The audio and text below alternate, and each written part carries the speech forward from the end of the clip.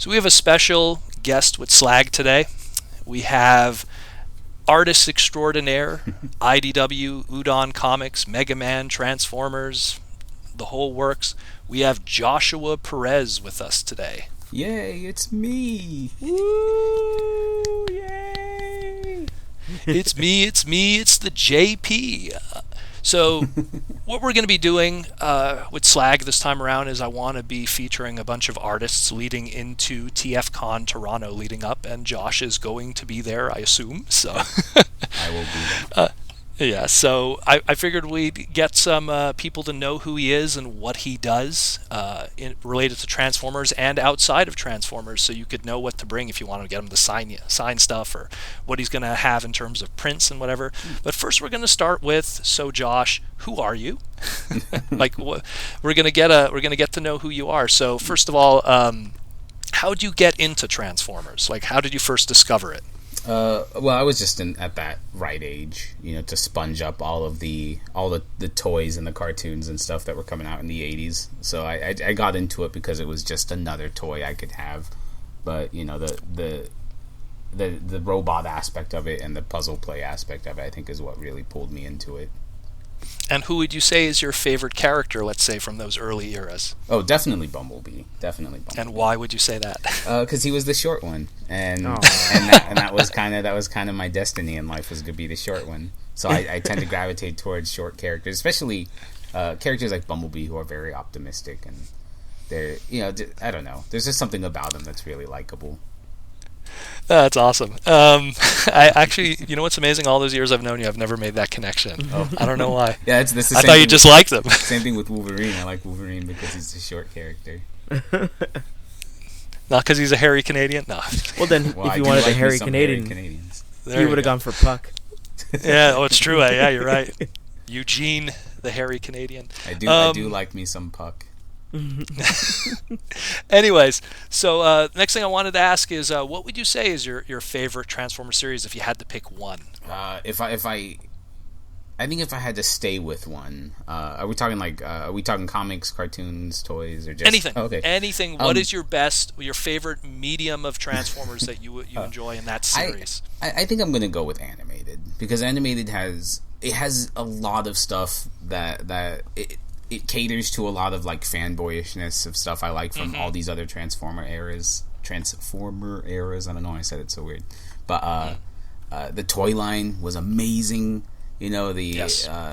It didn't really have a comic series, but I mean, it was still good, what they had for comics, like all the supplementary material for. It felt like they were building to what could have been an ongoing, and then it just never got. I mean, you would know better than me, especially then. But oh yeah, I mean, it felt like they were maybe like playing with the idea of doing something in a long term, and it just never came about. And I'm always reminded. I don't want to go off topic too much, but I'm always reminded there was a BotCon panel. Oh God, yeah.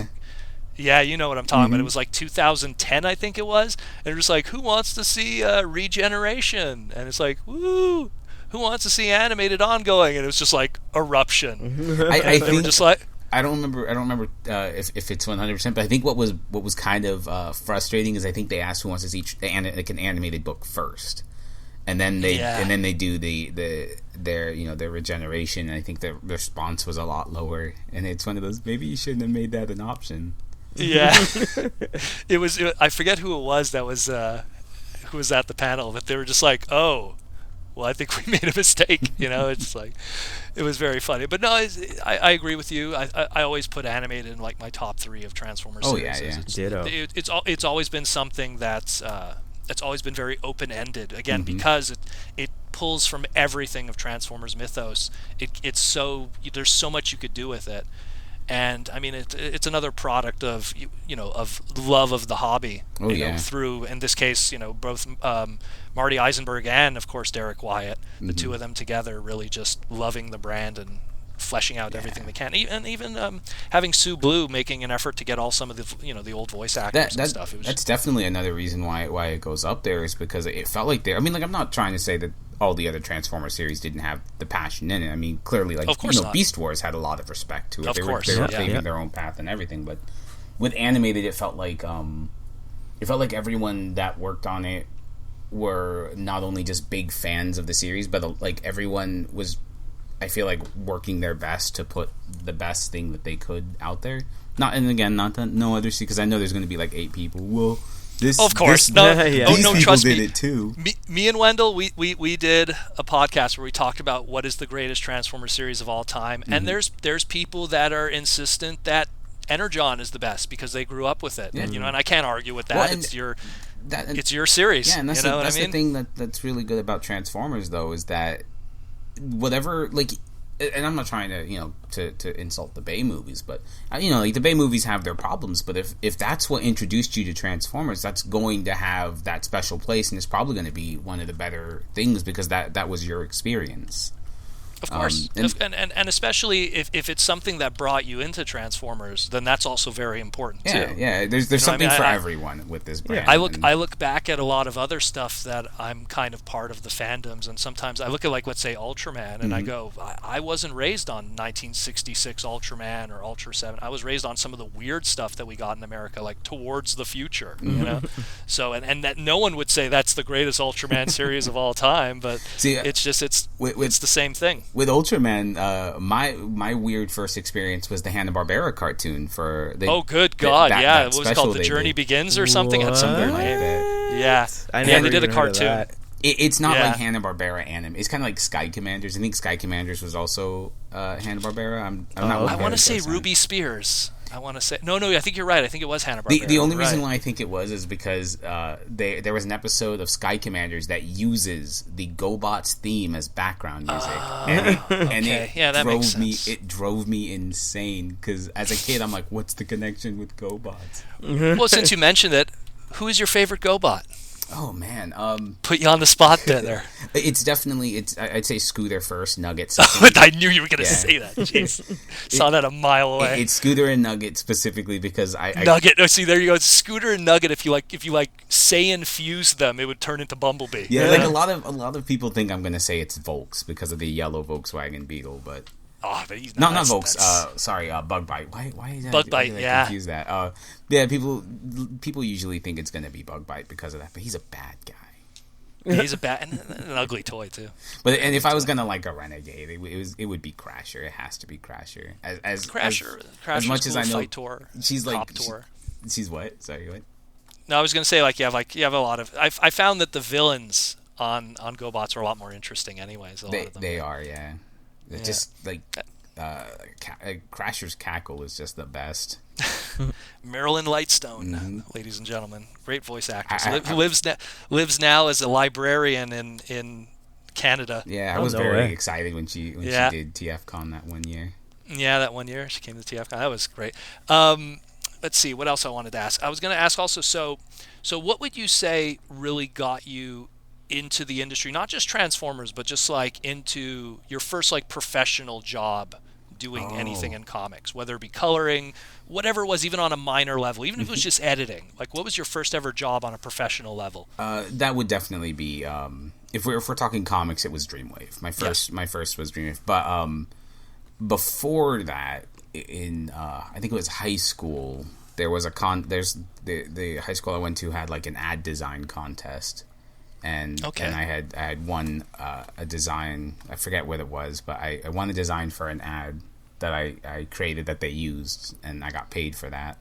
Oh wow, so that was nice. Oh, nice. And then there was I don't know if Dare was in Canada too, but for Dare, which is an anti-drug program. You're right. We had Dare also. Yeah. Really? You were involved in that?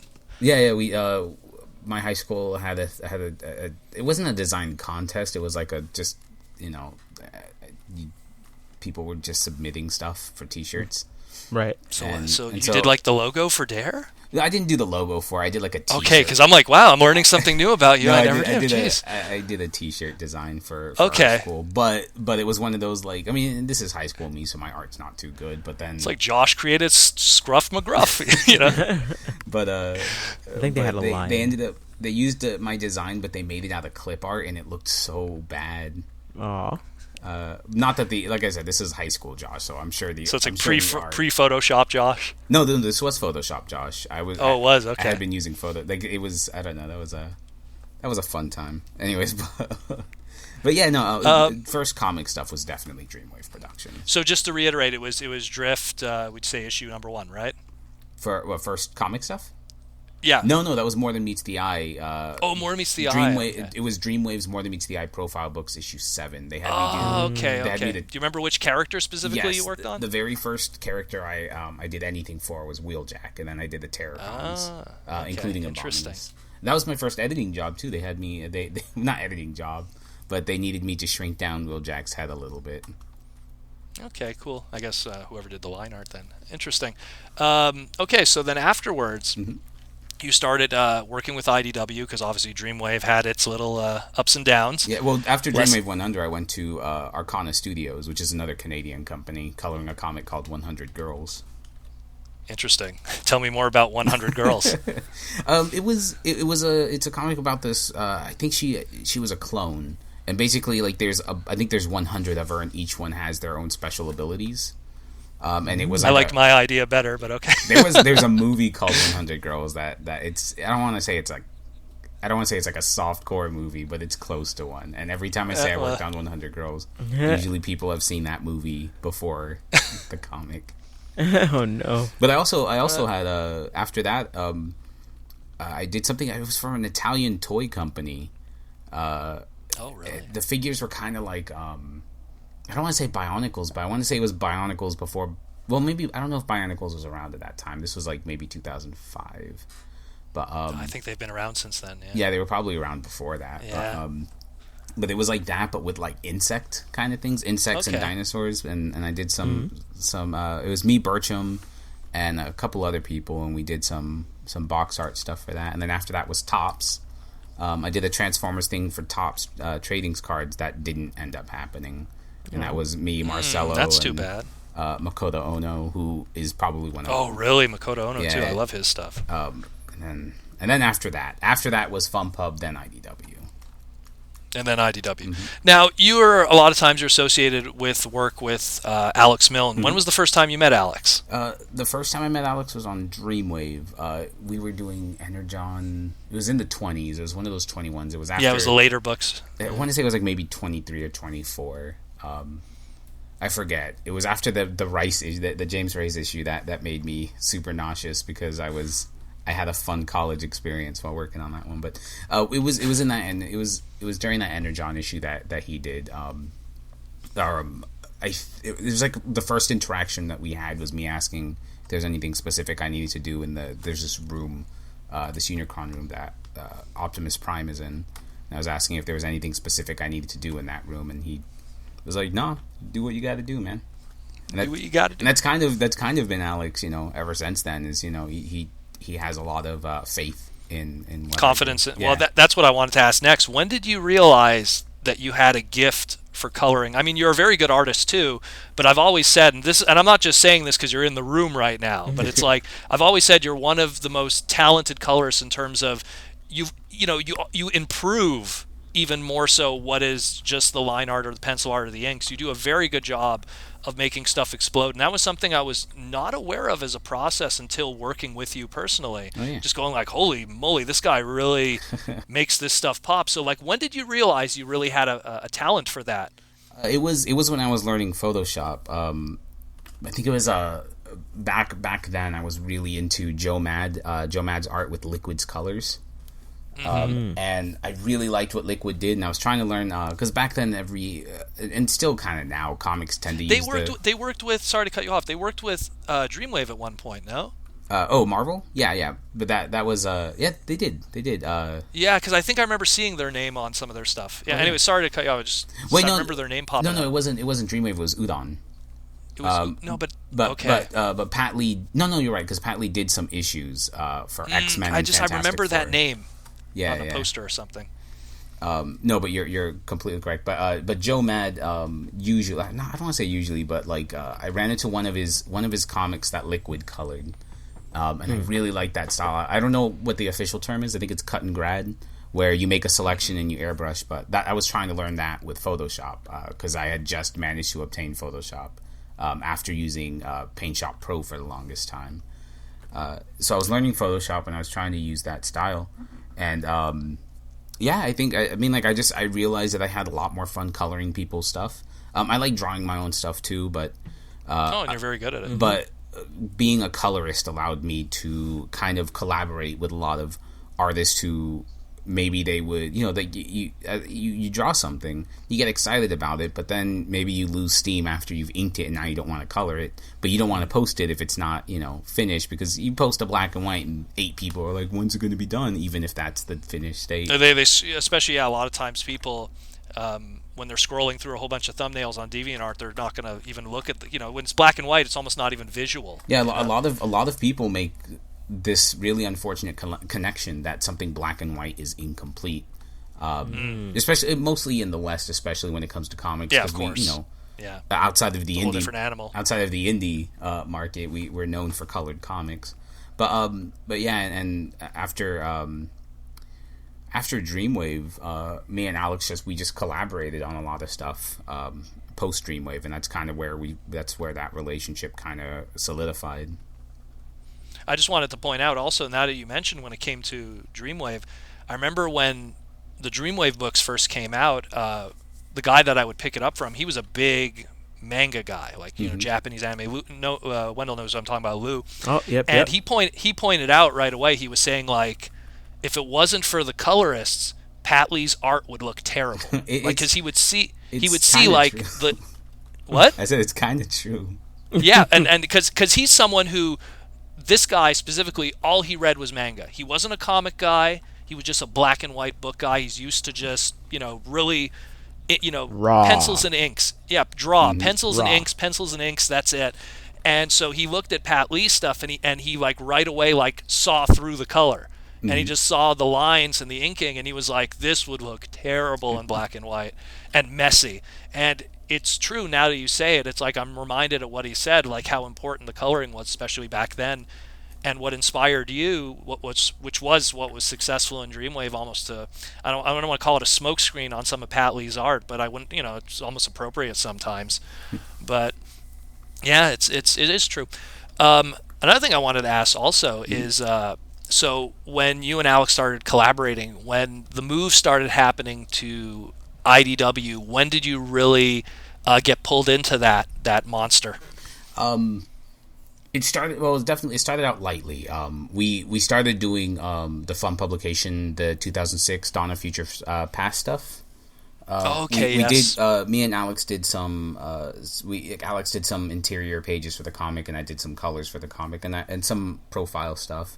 But around then, Alex was also getting asked by IDW. I think he had asked IDW, or they sought him. I forget which way that went, but he got some covers, and I think the first one was the cover for the Cup Spotlight.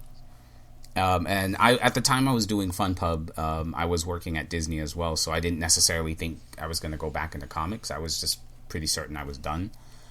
Doing your thing. Yeah, and so Alex got the, hey, do you want to do some covers?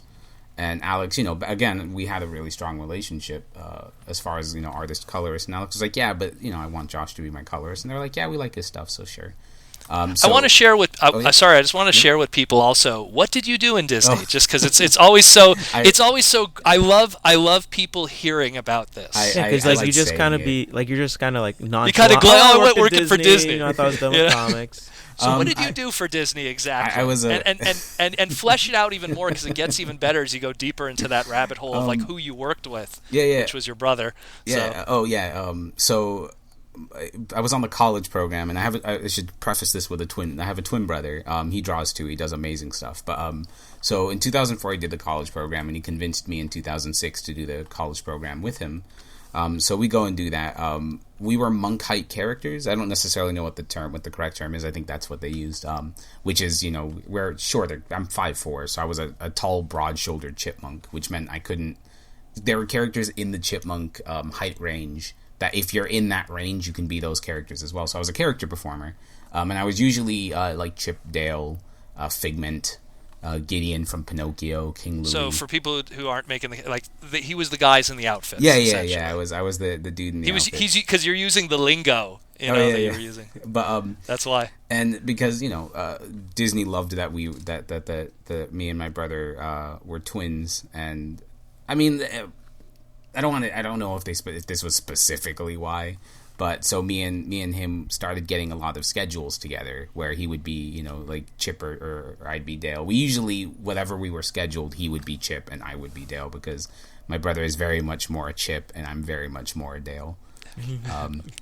Awesome. It was a lot. I just wanted to just bring that up because that's something you glazed over, and I'm like, no, we gotta pull that back, because that's always it's always there's not many people that work in the comic industry that like you don't have Stanley going, well, I helped create Hulk, but before that I was Cinderella, or whoever, but yeah, that was goofy. But yeah, I was working there.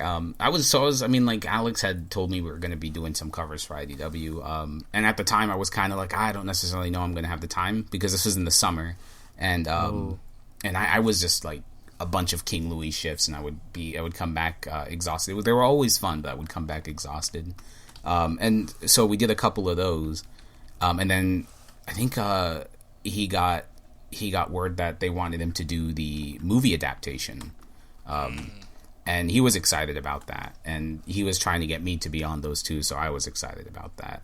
And I think that was the first book that the two of us did after Dreamwave shut down, and then after that I was just lucky Alex enough. Always mentions how that was a big undertaking for him doing those movie books. Was it also a big undertaking from you for a coloring standpoint? Because I know he definitely was saying the inking and the penciling was, he said it put him in a hospital once. Yeah. So it definitely was challenging, because and everyone knows this, of course, the Bay movie designs are very busy, especially when you go to those earlier ones.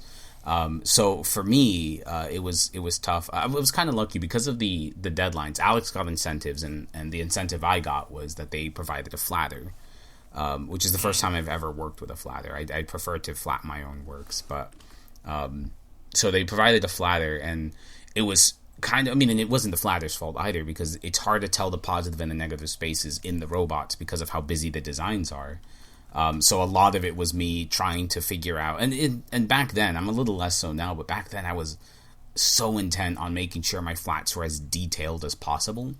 And with the movie characters, they gave us, IDW was really nice. They sent me like 2 CDs of just reference material that I needed. I guess, I'm assuming it was just because this is early internet times, I'm assuming it was just easier to send it that way. But, I would look at the characters and just looking at the metal parts of Prime, there were like 3 different grays and 2 different golds, and back then when I would flat all of those colors. I would flat those different grays and those different golds. Now not so much. Now I'll use 1 gold and 2 grays. I don't know, but they took a while. They took a while to do. And I know for Alex, that Alex really pushed himself on those, because the two of us had to, because the way those books worked is when the first issue came out, the trade paperbacks, I believe, were coming out in Barnes and Nobles and all the bookstores. So we had to have everything done. So the deadlines were pretty tight. So it was definitely challenging. I know Burcham and Kieran Oates, and a couple other people ended up coming in towards the end to help with the deadline, because it was just getting to a point where it was just taking too long. After you worked on that, what was the next, let's say, big project that you were excited to work in when it came with IDW and Transformers? That was the next one was Megatron Origins. Megatron Origins. Were you excited to get on that project specifically? Because that was something that I remember people were always saying that was supposed to be a Dreamwave book. That's what I heard. And then it just, because they had all these plans with Dreamwave. They were going to do a month of Optimus and then a month of Megatron, and just all of that never panned out because of, bankruptcy reasons and a lot of things. So you got put on this book, and this was Alex and you. Yeah. This was Alex, and Eric Holmes, who I believe at the time had done more video game stuff. This was the first time you guys ever, from start to finish, did a project together, correct? Like a mini series or whatever for Transformers. Oh no, the first one was the movie book, because that was the first. You did that from start to finish together, all you guys? Okay. And then just making sure. But yeah, Megatron Origins, we were very excited about that one, because we just were excited to do something in the Generation in the G1 verse. Yeah. And that's now. Here's a question from a coloring standpoint. Mm-hmm. There was a character that died in, I believe it was issue 1 or issue 2, which I believe it was supposed to be Outback. Yes, in the script it was written as Outback, and then it was written as Outback. That's what it's funny because we were just talking on the podcast not too long ago about Outback and how he always got a bum hand in terms of, especially in a lot of universes, always ending up dead or something.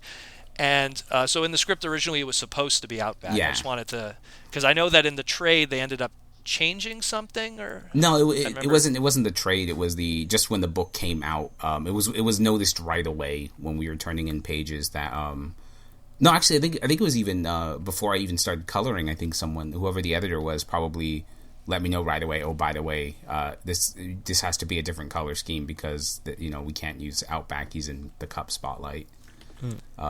And also in that funeral scene, was it you who made the call to put what looks like Orion Pax and the crew in the background? That was Alex. Alex had drawn them in, and he just let me know. Yeah, that's that's Alita. So that wasn't in the script. I'm just curious. I'm curious in the process of that. No, that was Alex. But like especially at the time, we didn't know that there wasn't supposed to be because they really didn't say anything about the female Transformers. So we just assumed it would be fine just to use them in there, and no one told us no. And it was still early in the books. Well, not the book, just even the continuity's lifespan at that point. Yeah. And Alex especially, like he's known for putting a lot of Easter eggs and stuff in the background. Oh yeah. I mean, so it's not surprising, even Jeep. But yeah, Jeep in Josh's case, but yeah. I threw you off. Sorry about that. Now you reminded me of that. I'm just like, goddamn Jeep. Just look at the, I think, what year was that? I think that was 2012, the TFCon 2012 comic with the GoBots. But yeah, geez, it threw me off completely. Goddamn Jeep. So then after that, the next book, if I remember correctly, was Drift. Let me think. I think it was Drift. It was either Drift or it was Transformers Alliance. I forget which one came out first. That's true. Yeah, I think it probably was Alliance first because I remember that's when I started like talking to Alex and stuff when it came to that because he was working on Drift at the time. Yeah, but I would say Drift is probably because the more notable one that we did. Yeah, well, and especially because that was Alex like the Megatron book was Generation 1, but this was Alex finally being able to play in the IDW. Because, again, like that Megatron book, even though it is technically part of the IDW universe, I really felt like that was just the script from Dreamwave that got away. Yeah. Where the Drift book really was, now Alex is playing in the IDW universe with that character. And at the time, Drift was a controversial character at the time. Anyhow, now he's much beloved, but back then it was just like, oh, here's the Mary Sue, like. So, but how was it working on that book? Did you enjoy that? I did because one of the things I found out that I ended up liking a lot, and later in later in Robots in Disguise, I found that this was something I could do too. Is I like whenever we get a bunch of generics and I can just have whatever. That's what I was going to bring characters. Up. Because I like doing references too, and if Alex says, "Oh, this is a generic," and it's kind of ironic too that in this Drift book I colored there's a Tiger Zord and a Dragon Zord in there, and a couple other Power Rangers Zords, and then what does Hasbro do later? I'm not trying to say I'm a prophet. I'm just saying you can say money anytime. You're already writing the crossovers. Well, then, if they ever do a crossover book, you got to tell them, hey, they were on this book before, so if you want to write that in, Yeah. But no, that's stuff that I always enjoy about you. Is a lot of times whenever there was any kind of generics in the background, especially with Alex when he draws elaborate scenes with a lot of characters or vehicles, and then he hands it to you for coloring with no instructions at all. All of a sudden, Buzz Lightyear's there. You know what I mean? A couple of Proto-Men sneak in. Yeah, Proto-Man's in there, and then Josh is like, "Say no more, fam," and it just does everything. Yeah, that's another thing I always appreciate. And again, that's something that there's always enjoyable about the work that you do with Alex too. Is that there's always the Easter eggs and the fun stuff that fans could look for outside of just the story. And again, it's that passion, to people that are really big fans of that stuff and not just phoning it in. which is always good. So afterwards, I believe what was the next book that you did after that point? After Drift, I think it was I believe we did. I don't know. And again, I don't remember the timeline too well. But then there was there was kind of a split off where me and Alex weren't on books too much together.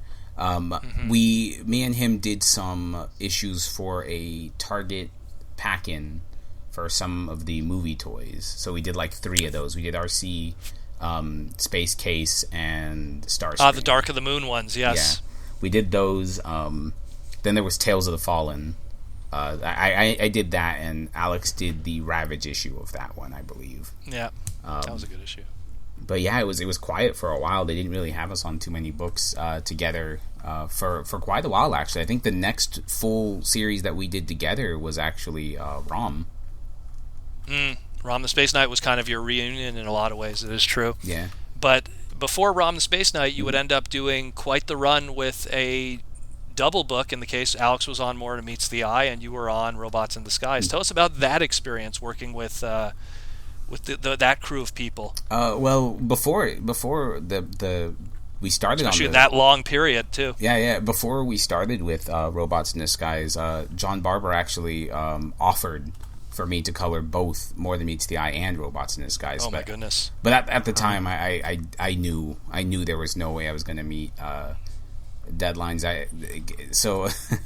Especially on a monthly. It would have been nice to work with Alex again, but I was kind of excited to do something different. But I'll say the biggest draw keeping me with Robots in Disguise was because it was a Bumblebee book. The Bumblebee book. Yeah, I would understand that. But working with Griffith was fun. It was. I mean, like it's definitely like me and Griffith worked together before for Transformers Defiance. That was, I think he was inking some of Dan Kana's pages, and then they would eventually have him draw some pages to help with the deadlines or something. But we worked together on that book, so we had a previous relationship established. And then with Robots in Disguise, it was different because like Alex embraces a lot of the stuff that Transformers has. So like in Death of Optimus Prime, Sideswipe has his G2 colors.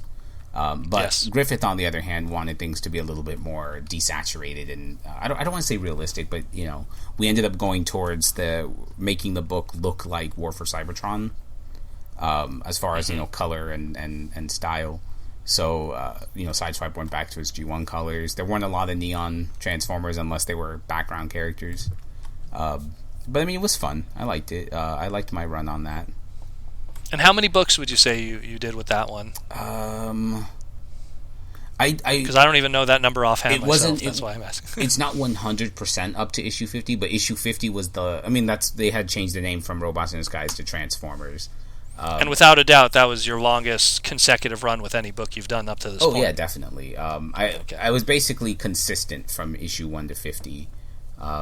But then after that, because I had a lot of crap going on, so my dedication to my work was waning. And it's the same thing I've said to Alex, is that if you look at the comic industry as a whole, how many people, even the people that us as artists, writers, how many people could you say, with the exception of like an Eric Larson or maybe even Todd McFarlane, how many people have inked or colored or drew for 50 issues straight, nonstop, without, there's very few people in this entire industry, the whole industry, not just like IDW, but as a whole. I mean, you could look at Jim Lee and his iconic run with X-Men, or Eric Larson when he was doing Spider-Man and stuff. It was hot, and then 15 issues after that, they're in Image. You know what I mean?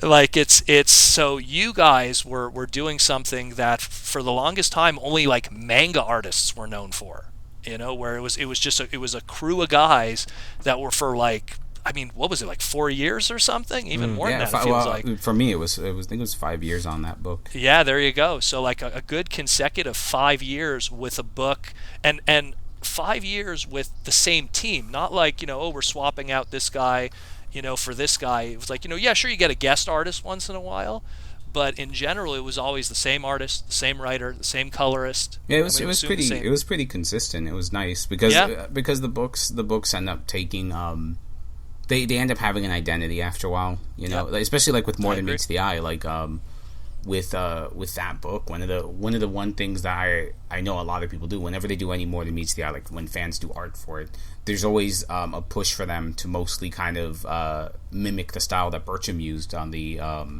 season 1 and season 2 colorings.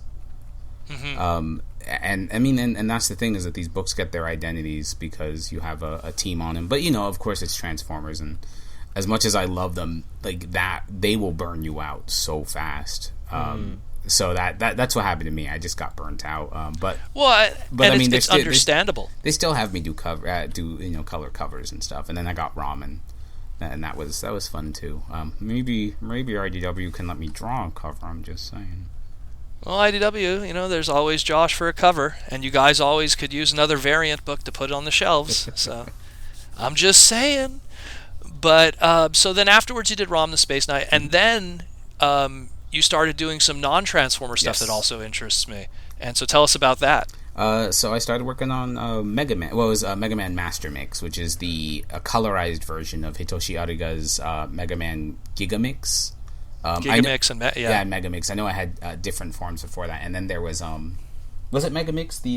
Was Megamix the Udon translations before the colorized version? Megamix was the original run, and then they did Gigamixes, which were like thicker versions and stuff, and also newer stories from the original author. Yeah, so and it's just nice to do, because it's the Hitoshi Ariga has been incredibly kind, and it's. When I first started coloring it, I was originally coloring it like I would color any other cel-shaded book, which is very heavily like early 90s mech anime, where you have the what is it called, like the mid-step in the colors, where you would see you'd have your flat color, and instead of it going flat color, darker shade, darkest shade, it would be flat color, darkest shade, darker shade, and it creates like a gloss effect. It's used a lot on mecha stuff, but you see it on like on a lot of like posters where they want to make, you know, like pin up stuff where like these women look all sexy on the beach and whatever they use. When it pops, especially. And he just wanted it to be a little bit lighter. You know, he wanted the books to feel very bright. He wanted the books to feel I don't know, because like the way I color it tends to be darker anyways. So the style that he has me that he requested that I start coloring in, it's a lot easier on me. Like I can burn through the pages faster. There's a flather on the book. I don't know who the flather is, but there is a flather on the book, and it makes my life a lot easier. It's when you started working on that book, did you look to the covers first to get some kind of coloring inspiration, get an idea of what he might have wanted?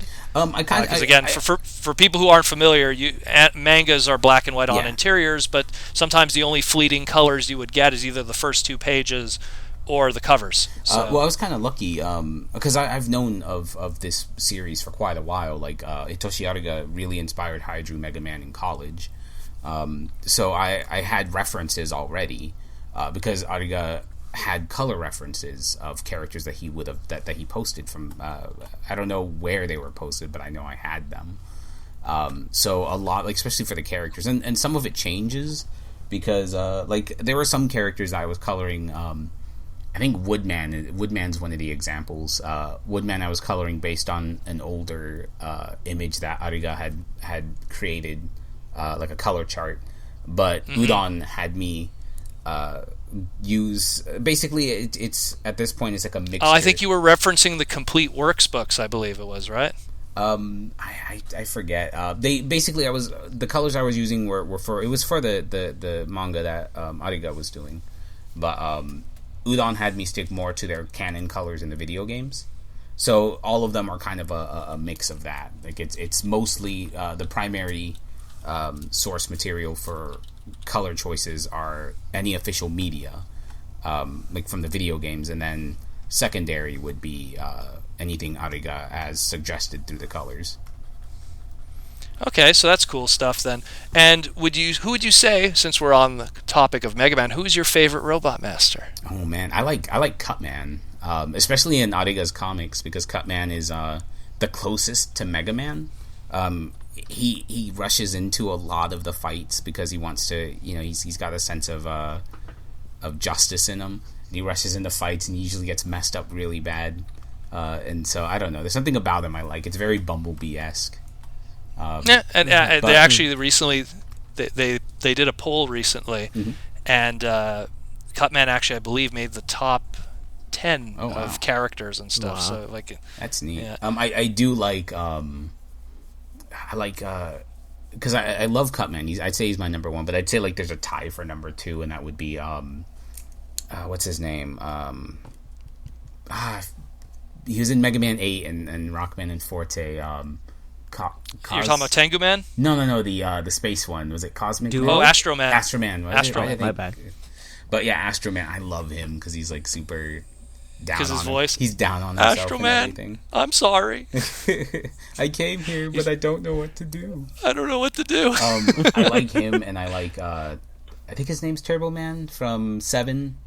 Yeah, Turbo Man. I like him because he turns into a car. Transformer. There was another one in 10 or 11 that does that. If you make a robot transform, Mega Man 10. Yeah. There was and then there's Charge Man. I think Charge Man transforms too.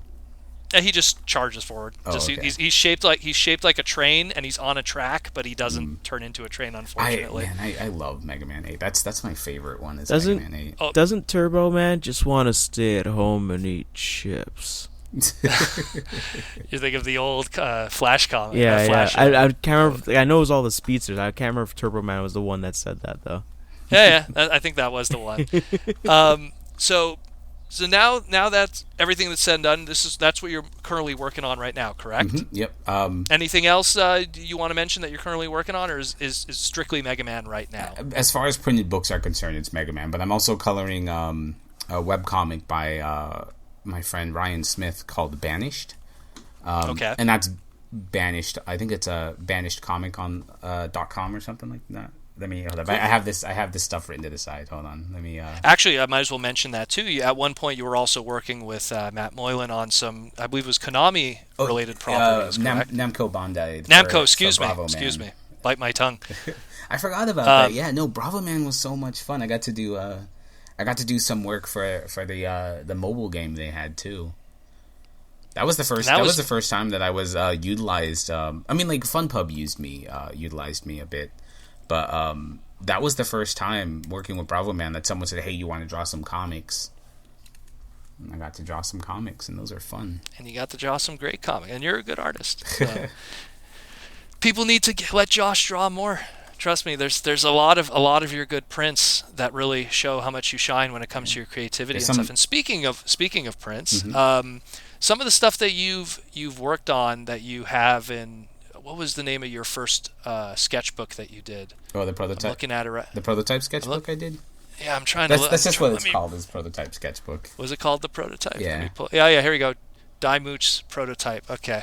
Do you have another one planned in the future? I do. But I want to try and get it ready for TFCon this year. I was supposed to do Pete's show, but I ended up not being able to do a show. So since I have the month to do nothing, I might try and compile and get that book together.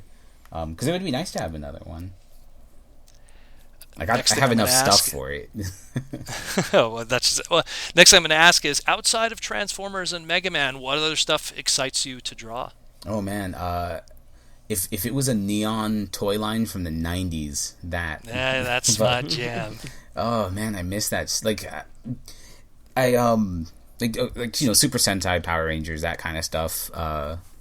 Ninja Turtles, X-Men. But we're talking like the 90s X-Men. Let's go obscure, Perez. Okay. Let's throw me some obscure stuff. I love drawing. I don't know the name of the toy line. It was a Transformers. Describe it to me. You're talking to the man. Well, it's a Transformers-esque toy line, and I have one robot from it that's a Volkswagen Beetle with a surfboard on it. I think his name's Surfer Robo or something like that. Okay, yeah, you're talking about the SO line of Robo Changers, which was exclusive to SO. Oh, and since there's that, also McChangeables. I've been really wanting to do one print of all the McDonald's changeables.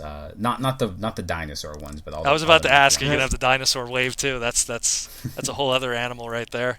But McChangeables. McChangeables need some fiction. Mighty Max is oh god, do I have a art? hard on for Mighty Max, but I love that, man. I want to do more Mighty Max, Computer Warriors, Food Fighters, stuff like that. There you go. That's the stuff I want. Those are the good combos, and I'm sure you've seen them too. The Grocery Gang have started doing. They've been doing their own Food Fighter-esque stuff. Me and Matt Moylan have been sending images to each other whenever something comes out. We're just like, look at this! Look at this! I need to check this is so blatant. I need to check the Toys R Us that's closing near us and grab some for cheap if they have them. I went last time and their stock was abysmal, but I mean maybe as of this recording, it's 30 to 50% off now. Yep. So. That the first week I went, I thought that the stores were just going to be closed in a couple of days after they first started doing the discounts. I didn't know that they were going to be around for a while. Otherwise, I would have made more trips. I was under that impression too for the longest time. It sounded like, oh, we're doomed. We'll see you in 2 weeks, and then that's it. But it seems like they've been lingering up to this point. From what I remember correctly, I think they said something like late July is when it's all done. Yeah, I'll have a really good check coming in before the start of June, so I might just go down there and try and buy. It's gonna kill it. It's gonna buy it all. I mean, I'm excited to see KB hopefully coming back. I know it's making an appearance at one of these toy shows coming up. Or was it a toy show or was it like an investor thing? I forget. Yeah, I actually talked about that on the podcast. They were at the PlayCon, and one of their like main dudes was there talking about and the stuff that what they want to do with KB. It's very very optimistic, I guess is the best way to put it. These are individuals that haven't worked in the toy industry, but they do want to work with people that have been in the industry to make sure that the same mistakes aren't done again. Here's hoping. And especially just, they have all this staff from Toys R Us that are now being laid off, so who better to hire than people that have been in that industry? Oh, definitely. Especially from a manager standpoint and an assistant manager standpoint. You're going to have all of those guys that have worked in huge locations dealing with tons of skits and product. So, I mean, I don't want to get too much into the whole business of it. It's about you, Perez, but I guess the one thing I do want to ask is, what was your best memory then of Toys R Us? What was your best haul? This was something me and Wendell discussed a while back, but what was your best haul ever from Toys R Us, as either kid, adult, whatever? That's a good question. I know my favorite memory from Toys R Us was when I lived in Germany. My dad had taken us. I think it was. I don't want to say it was the first time I'd been to Toys R Us. It was definitely one of my first memories going to Toys R Us, and we went, and it was just gorgeous, man. Like they had these huge Lego displays and Sky Commanders like going across the top, and it was just nice. I just remember it felt like a theme park for toys because there were all these themed areas. This was where the Transformers were, and this is where the Ninja Turtles were, and all that stuff. And that's. I don't remember any hauls as a kid, but I know as an adult, I think when Armada was around, a lot of my good hauls were from Toys R Us. I would just go down there and get, because I went nuts with Transformers Armada. I bought a lot of that stuff. You just blew a whole paycheck on Super Cons and everything. Well, it was great too because it was everything I bought ended up becoming reference material for working on the books. So it was a lot of fun, but yeah, anything Armada related was a really good haul back in those days. Not so much now. Not so many good ones now. Well, might as well ask. We were just talking about it on the podcast before. There's rumors because of the choice of using MicroMasters and packing them with the larger members for the next line of War for Cybertron. There's rumors being that it might be used for some kind of an Armada kind of direction that they might be taking with the next line. If you had a choice of one Armada character to come back in a Generations kind of form, who would that be? Ooh, the easy one's Hotshot because I absolutely love his design. The fact that he was supposed to be Bumblebee, notwithstanding, I absolutely love his design. If he comes back, he's got to have the giant shoulders, he's got to have a cannon, he's got to have the goggles. But I'd say next to him, I'd say Armada Cyclonus. I know that they probably wouldn't call him Cyclonus, but I absolutely love. I could see it. I could see them using it. Him and Demolisher, I feel, are so underutilized. And those are two names that they constantly trademark and reuse. So I could see them using Cyclone, especially Demolisher. I could easily see them bringing Demolisher in, because that's a name that's not really tied to any, Yeah, they'll be like, oh, here's a movie toy, throw Demolisher on it, we got it, or something. They try to find a name for it just to stick it somewhere, just so the trademark keeps afloat. Yeah. Aside from say like Armada, what would you like to also see from, let's say, a future Generations line? If like out of all the Transformer stuff that could be rehashed for Generations in all the different price points. Well, I mean, like the obvious one is any kind of Minicon activated thing, any weapons like Armada, like that kind of stuff. But I honestly feel that's going to be the name of the game. Yeah, that's. I'm hoping it's not going to be done like how the Minicons were utilized in the Robots in Disguise line, because I don't. The thing with Armada, they were bricks, and I love them because they were bricks, but the play feature never, and I know there's going to be a lot of people that disagree, but I feel personally the play feature of the Minicons never really harmed the toy. You had characters... Well, I didn't think so either. What's up? I didn't think so either. Yeah, I thought that if anything, it was probably something that is extremely lacking in Transformers today, and it was something that, in all honesty, when you look at Generation 1, you had Target Masters, but it didn't do that. Mm-hmm. You had Headmasters, but it didn't really do that. You had Brain like it was the first time you really had that kind of feature ever in Transformers, and it was a line-wide kind of thing. Yep. And then when it was done, it was done. And then, of course, it showed up on a repaint here and there.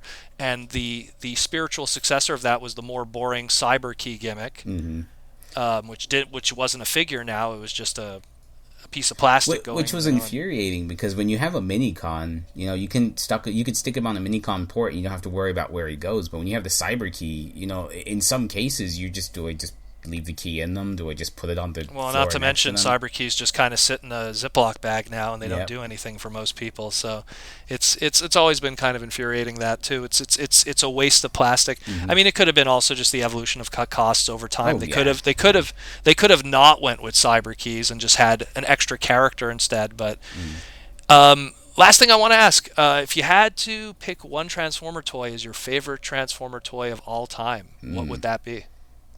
Oh man, I always go with this. It's definitely going to be Pretender Bumblebee, only because that's the figure that I find myself constantly putting on my desk.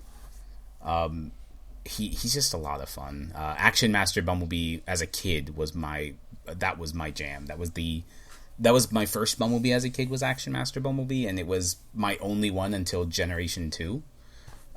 So I'd say it's those two. It's one of those two. But I absolutely love the Masterpiece Bee as well. And I don't want to make this only bees. I do like a lot of the other figures. So a non-Bumblebee toy, what would you say? If I had to choose I'm actually looking over right now. If I had to choose a non-Bumblebee toy, I would definitely say it would be Armada Megatron. I don't have him here, but Armada Megatron got like the most back when I lived in Texas. He got a lot of take him off the shelf, put him on the desk, and I just couldn't stop transforming him. And he was a great toy too. The funny thing is he was in a lot of ways exemplified what Armada was, because he was almost like a battle station of stuff that could be done with him with the Minicons. And it's sad because that was never revisited again with any of the larger toys. Like something like Unicron had like 1 million Minicon ports on him, but none of them did anything except for like 2 little missiles here or a little gimmick here. It was very underutilized. Even with let's say Tidal Wave, it was the same thing. Tons of ports on him, but not really doing much with all those ports. Last thing, I guess one last thing, outside of, because I don't want to give you to give another Bumblebee answer. Outside of meeting Dan Gilbison, what was a guest and or voice actor or whatever that you've met was the biggest thrill for you in Transformers? Oh man, it definitely, I'd say David K. right off the bat. I was lucky enough to get to hang out with him a bit when I was hanging with Derek. Him and Sue Blue. I got to kind of talk with for a bit, and it wasn't like it wasn't like now I'm friends with them, but There was no, that. I'm friends with him. He gives me his hotel key and everything. You know. Hal Rail. Am I saying that right? Hal Rail. Yeah. Him at TF Nation. Oh, he was so nice at him and Venus Terzo. Like, oh, they're so good. But I'm gonna be a nerd and say that I'd say because now he's doing voice acting a lot. I'd have to say I liked meeting Aaron and Ross at BotCon. Oh, in a somewhat Transformer related way. Yeah, they were both at BotCon 2011 and then BotCon 2000. I want to say 2013. It was. Was it 13 or was it 14? I don't remember. But because 14, not 14, but whichever one was Pasadena, the closest to the end. Yeah, the Pasadena one's essentially. That was the one that I went to. That I got to bump into them. I would have loved to have gone the animated year that Bumper Robinson was there before he decided to leave. Oh boy, yeah, that was 2008. That's the next person I want to meet because I really wanted to meet Dan Gilvezan for obvious reasons, and I really want to meet Bumper Robinson because of obvious Bumblebee reasons too. But obvious Bumblebee reasons. I'd love to meet Eric Bauza too. I've gotten to. I don't want. It's not even. I don't want to make it sound like it's been an on and off thing, but like. It's one of those, like, I got to chat with him for a little bit before Robots in Disguise became a thing, and he would giggle because I would say, oh, man, I would love for you to do voices for Transformers. And he'd be like, yo, maybe one day, and then suddenly they announce him as Drift. Yeah, and the crazy thing is that he was someone who was a guest at TFCon one year, but he was just like, he just came with, I forget who he came with. He was just, like, there. And I remember, like, I think his greatest claim to fame at that point was I think he was Stimpy, you know, like and I think he was Destro in one of the like remade GI Joe series, like not even like one of the big ones. Yeah, I think it was maybe Renegades. I want to say could have been. Yeah, and but he just showed up to TFCon because he was hanging out with one of the other voice actors that were one of our advertised ones. And it's funny that now it's like, oh man, now he's doing Transformer stuff, and now we would have to have him back actually for Transformers. Yeah. Oh, I forgot about the first TFCon I went to where Scott McNeil was partying in our room. Oh, good lord, that was fun. Yeah, that was a lot. I was that guy. Like, hey, can you do Proto Man's voice? Hey, can you do Ryoga's voice? Hey, could you do like Duo Maxwell, Proto Man, and all the other guys that sound exactly like that? What if they went to the drive-through? That was. I don't want to go off on a tangent, but it's like when I met Frank Welker, and you realize that his regular voice is just Fred. Yeah. Yeah, it's kind of like it's hard to take it in because then he just starts talking and that's all you hear. And when you grew up on Scoop, you want him to say, "Let's split up and look for clues," right? Look for a gang, exactly. It's unbelievable. And it's the same thing with Ian Corlett, even for Cheetor. Yeah. Like it's rumbling in there, his Mega Man / Cheetor voice. Like it really is there. There was the year I think it was Scott McNeil and Ian Corlett were there, and I wanted to do a Wily print because the two of them have both voiced Wily. Yeah, I wanted to do that. Hopefully there'll be another time. It was funny because he was there, and then also next to him was the voice of Inferno from Beast Wars, but the voice of Inferno was Dr. Light. Yep. So that was a crazy year if you were a fan of the Ruby Spears Mega Man stuff. Like there was a lot, and it was funny. Colin didn't even like advertise it like that, but he could have totally, for like that small audience. It's MegaCon, anyways. Last thing I just wanted to do before we close everything up is just say Josh will be at TFCon Toronto, July 13th to the 15th. Yep. He'll be in the Artist Alley selling his amazing prints, his prototype book, and it sounds like Prototype 2.0 or whatever you're going to call it is going to be probably ready by then, I guess. I hope so. Don't want to put any pressure on you. Yeah. But he'll be there. Anything else you want to just plug before we call it a day? Well, Mega Man Master Mix Volume 3 will be out July 25th. And you have a cover with that. Yes, I do. I did. You have a cover with that. Mention that, because that's a very awesome cover there. That's a nice homage to any 80s kid that saw that movie way back in the day. Yep. I'll leave it to you to say it. Yeah, it was a rock and roll homage because rock and roll. Exactamundo. Anything else? I like Wendell. Hi, Wendell. Wendell actually went to bed for the listeners that are wondering why Wendell. That's for him later then. Yeah. Back in the day when we used to do the old Transformer Slag episodes, sometimes Wendell would fall asleep during the recordings, and he wouldn't realize that he was asleep, and he started snoring. And the problem is it's like you can't mute his side, so you had to just power through the recording while he was snoring, and we're like yelling over the microphone to wake him up. Those were good times. Now Wendell usually just goes to bed. Now he just realizes he's fading, and because the sad thing is for our listeners is we actually record usually very late. A lot of us are, just like Josh said, we're all busy people. Yeah. And we always try to put out the content for you guys to enjoy, but it's a balancing act in life, and we hope to see everyone at TFCon in a month and a half or so. And be sure to swing by Josh's table, check out his cool stuff, buy a Attack Pack print if he has one, or something of that nature. The stuff that I usually dig, and be sure we listed a bunch of his stuff that he worked on. So if there's anything you really enjoyed, be sure to bring it by and get it John Hancocked by him. Yeah, I'm always happy to sign books for people. Yeah, and that's more or less it. So this was Joshua Perez on Transformer Slag. Wendell, rest in peace. He's not with us right now, but hope you guys enjoy. If you have any questions, be sure to leave them in the comments below, and we'll try to answer them in the future.